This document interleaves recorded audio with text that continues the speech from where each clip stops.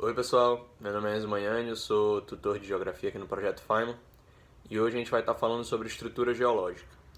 Para a gente entender a estrutura geológica, primeiro a gente tem que entender um pouco sobre as camadas da Terra. E a Terra é dividida em três camadas, são elas o núcleo terrestre, o manto terrestre e a crosta terrestre. São nomes trava-línguas aí às vezes, mas a gente vai falar um pouquinho sobre cada uma para a gente poder entender direitinho como é que a estrutura geológica mesmo funciona. A crosta terrestre, onde a gente está agora, é a camada superficial e fina daqui da Terra. Ela tem mais ou menos 40 quilômetros de espessura.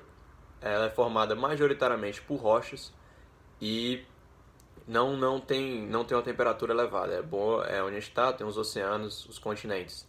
Abaixo dela, entre ela e o núcleo, a gente tem um manto terrestre, que é a maior camada da Terra. O manto também é formado por rochas, mas por ele ter uma temperatura muito elevada devido à proximidade com o núcleo, ele é em sua maioria líquido, são rochas em forma líquida, e ele é dividido no manto interno, que é a maior parte, que está mais próximo ao núcleo, que as temperaturas chegam a 2000 graus Celsius, enquanto também tem o manto externo. O manto externo, junto com a crosta, vai formar o que a gente chama de litosfera, que vai ser muito importante, então guardem esse nome, litosfera. O núcleo, como já se sabe, está no centro da Terra, é o centro de tudo, e ele também é dividido em externo e interno, com a diferença, ele é formado por ferro e níquel, com a diferença do externo e do interno, sendo que no externo ele é totalmente líquido, enquanto no interno o ferro é sólido devido às alterações de pressão. Além dos conceitos das camadas terrestres, para a gente ter um bom entendimento sobre a estrutura geológica, também é bom a gente saber sobre os tipos de rocha que a gente vai encontrar. São três grandes tipos: as rochas ígneas ou magmáticas, são o mesmo grupo, as rochas sedimentares e as rochas metamórficas.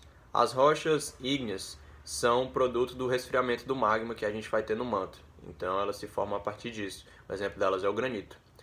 As rochas sedimentares são produtos da erosão de outras rochas ao longo de vários anos. Um exemplo disso é o arenito que a gente tem nas falésias, muito comuns no Ceará do Brasil aqui. E as rochas metamórficas são produto de mudanças ocorridas nessas outras dois grandes tipos. Um bom exemplo que a gente tem é o mármore, que devido a alterações de pressão e temperatura acaba se tornando um novo tipo de rocha nas metamórficas. Então, a estrutura geológica ela é a classificação da litosfera. A gente fazer umas divisões sobre as origens e as rochas que têm diferentes partes da litosfera. As três grandes divisões são os crátons, que muitas vezes são conhecidos como escudos cristalinos, as bacias sedimentares e os dobramentos modernos. A gente vai começar falando dos crátons, que são uma formação rochosa muito antiga, datam das primeiras eras geológicas, são as que estão há mais tempo aqui na Terra. Eles se caracterizam por terem grande quantidade de minérios, ferro, ouro, alumínio, e são prioritariamente compostos por rochas magmáticas e rochas metamórficas. Então, os crátons geralmente vão trazer uma estabilidade, então não vai ter muita atividade vulcânica ou de terremotos, e geralmente ele está gerando planaltos por aí. Então, lembrando que os crátons são a formação mais antiga e também uma das mais estáveis do planeta Terra.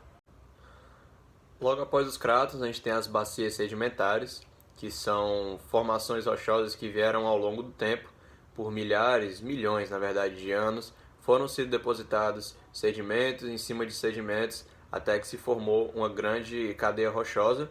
Elas são as responsáveis pela maior ocupação do nosso território terrestre, com praticamente 70% sendo formado somente por elas, por as bacias sedimentares, e elas são importantíssimas porque são nelas geralmente que a gente vai encontrar fósseis e, consequentemente, petróleo, derivativos dos fósseis.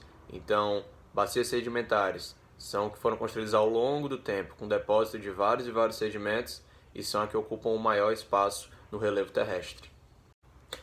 E por fim, a gente vai ter os dobramentos modernos. Como diz no nome, eles são bem mais recentes que os outros dois. São considerados recentes para o nosso planeta, mas já tem 250 milhões de anos, segundo estimativas. Eles começaram na era Cenozoica, então datando de 250 milhões, como eu havia dito, 250 milhões de anos, e eles são consequência da ação tectônica. As placas às vezes se sobrepõem ou se afastam e acabam gerando novas formações na Terra, desdobramentos modernos. As grandes cadeias montanhosas que nós temos hoje no mundo, como os Andes e o Himalaia, são exemplos de desdobramentos modernos e formado por esse meio tectônico.